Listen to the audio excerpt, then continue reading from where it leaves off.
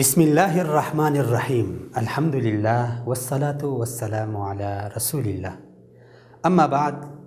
اعوذ باللہ من الشیطان الرجیم بسم اللہ الرحمن الرحیم الحمد للہ والصلاة والسلام علی رسول اللہ اما بعد اعوذ باللہ من الشیطان الرجیم رب اشرح لی صدری ویسر لی امری واحلل عقدۃ من لسانی یفقہوا قولی سبحانک لا علم لنا الا ما علمتنا انک انت العلیم الحکیم صدق اللہ العظیم۔ پروگرام آبگینے میں آپ ناظرین کے سامنے آج میں پھر ایک اہم اور ایک بنیادی اخلاقی صفت کے اوپر بات کروں گا۔ اللہ رب العزت نے قرآن کریم سورہ مائدہ آیت نمبر 2 میں ارشاد فرمایا وَتَعَاوَنُوا عَلَى الْبِرِّ وَالتَّقْوَى وَلَا تَعَاوَنُوا عَلَى الْإِثْمِ وَالْعُدْوَانِ، اور نیکی اور تقوی کے کاموں کے اوپر ایک دوسرے کا تعاون کریں۔ وَلَا تَعَاوَنُوا عَلَى الْإِثْمِ وَالْعُدْوَانِ، دشمنی اور گناہ کے کاموں میں ایک دوسرے کا ساتھ نہ دیں۔ دیکھیں ناظرین، انسان اپنی خلقت کے اعتبار سے بہت ضعیف ہے، بہت کمزور ہے۔ یہ تو بعض لوگوں کی غلط فہمی ہے جن کے پاس تھوڑا سا مال آ جائے، ان کے پاس یا تھوڑی سی افرادی قوت بڑھ جائے، یا جسمانی صحت ان کی اچھی ہو جائے، یا شکل و صورت صحیح ہو جائے، تو وہ تکبر اور غرور کا مظاہرہ کرتے ہیں۔ لیکن اگر دیکھا جائے تو انسان مٹی سے پیدا ہے، اور مٹی کی یہ صفت ہے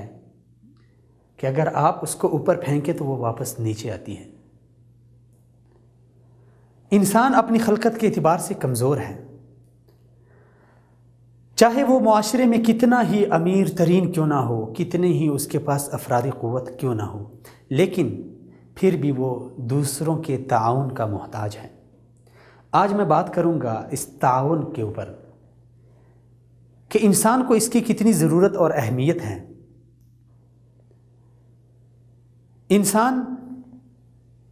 ہر انسان کسی دوسرے انسان کا کسی نہ کسی معاملے میں محتاج رہتا ہے۔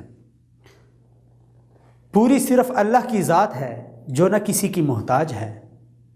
اور نہ اسے کسی کی حاجت ہے۔ جو وہ بندوں کو نواز رہی ہے تو یہ اس کی کرم نوازی ہے۔ انسان ہمیشہ سے کمزور تھا، ہے اور رہے گا، اور اسے ہر معاملے میں دوسروں کی مدد، دوسروں کے تعاون کی ضرورت رہے گی، اور چاہے یہ معاملہ دینی ہو یا دنیاوی ہو، اس کی اپنی ذات کے حوالے سے ہو یا اس کے گھر کے حوالے سے ہو یا معاشرے کے حوالے سے ہو یا دین کے حوالے سے ہو۔ دنیا میں اللہ رب العزت نے جو اپنے برگزیدہ انبیاء، پیغمبر، رسولوں کو مبعوث فرمایا، اللہ رب العزت اگر چاہتا، اس کی استطاعت ہے، اس کی طاقت ہے، اس کی قدرت ہے، وہ ایک نبی کو اتنی تو قوت اور طاقت عطا کرتا کہ اسے کسی دوسرے کی ضرورت نہ پڑتی۔ لیکن اللہ رب العزت نے ایسا نہیں کیا۔ اپنے نبیوں کو بھی دینی معاملات میں وہ بھی دیگر لوگوں کے محتاج رہے ہیں، انہیں بھی دیگر لوگوں کے ساتھ کی ضرورت رہی ہے، تو پھر ہم کون ہو سکتے ہیں؟ اور پھر نبیوں کو اگر ہم ایک طرف رکھ دیں اور اپنے آخر الزمان نبی کو ایک طرف، تو دیکھیں ہمارے آخری نبی بھی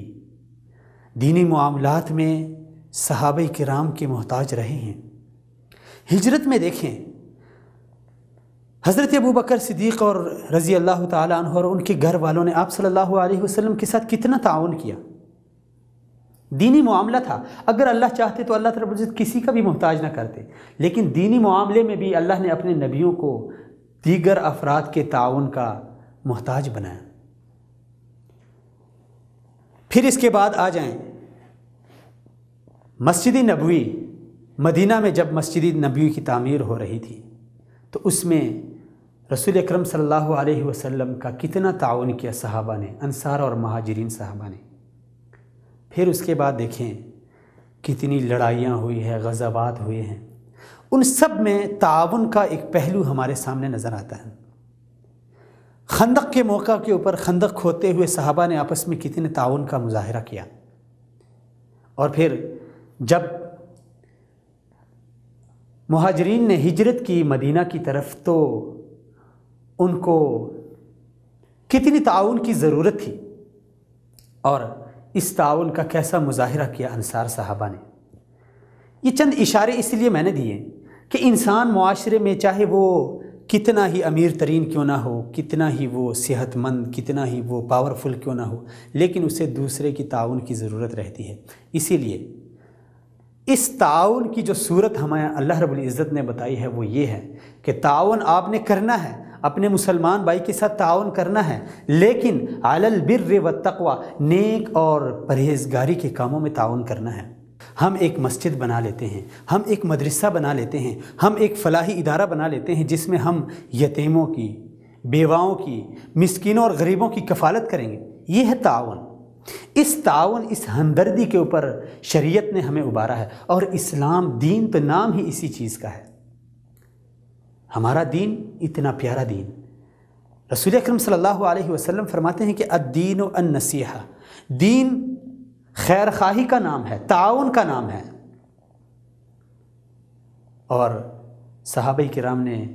عرض کیا کہ یا رسول اللہ، یہ خیر خواہی کس کے لیے، کیسی اور کس کے لیے؟ آپ رسول اللہ صلی اللہ علیہ وسلم نے فرمایا للہ ولرسولہ ولائمۃ المسلمین وعامتہم، کہ خیر خواہی اللہ کے ساتھ یہ ہے کہ اس کی عبادت کی جائے، اس کے ساتھ کسی کو شریک نہ ٹھہرایا جائے، اس نے جو حکم دیا ہے اسے مانا جائے، جن چیزوں سے روکا ہے اس سے رکا جائے، اور خیر خواہی رسول کے ساتھ رسول کی اطاعت کی جائے، اس کی سنت کو اپنایا جائے، اس کے طور طریقوں کے ساتھ محبت کی جائے، اس کے صحابہ کے ساتھ محبت کی جائے، اس کے اہل بیت کے ساتھ محبت کی جائے، اس کی سنت کو اپنایا جائے، اس کی تبلیغ کی جائے۔ اور ولی کتابی،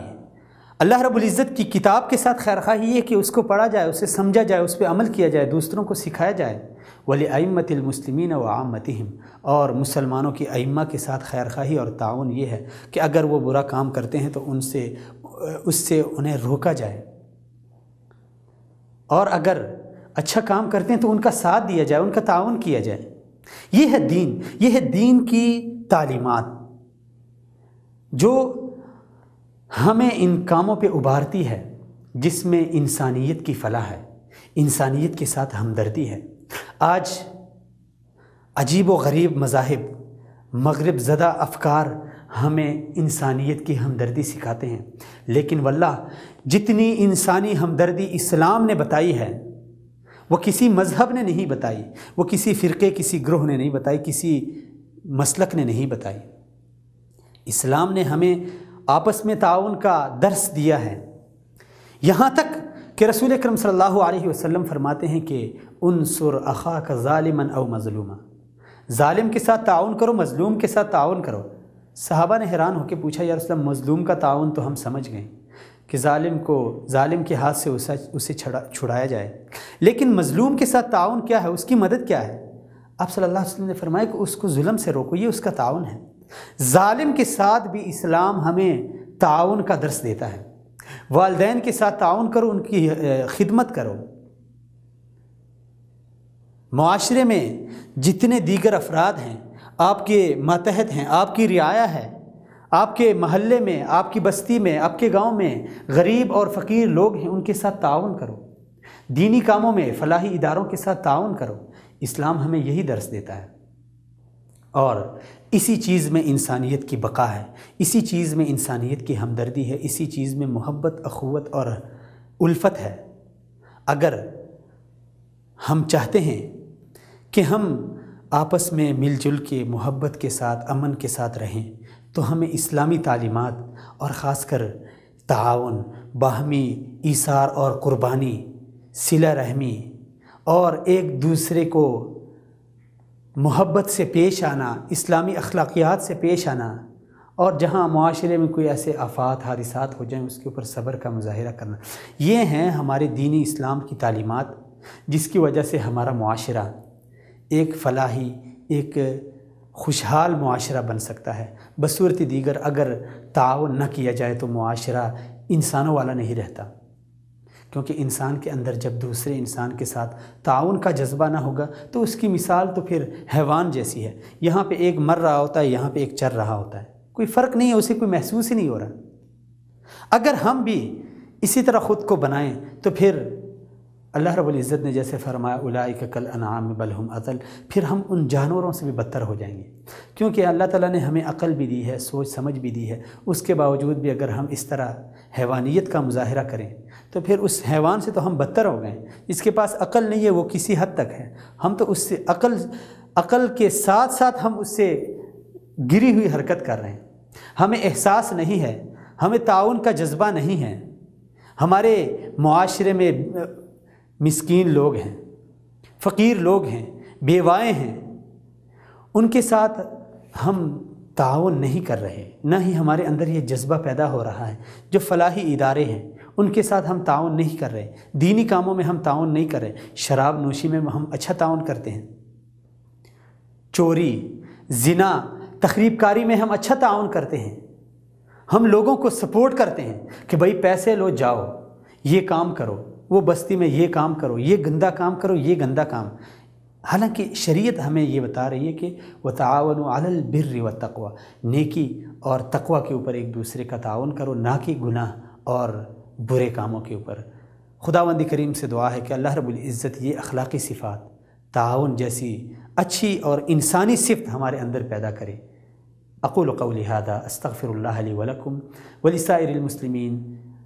فاستغفروہ انہ ھو الغفور الرحیم۔ اگلے پروگرام میں پھر ملاقات ہوگی، تب تک کے لیے السلام علیکم ورحمۃ اللہ وبرکاتہ۔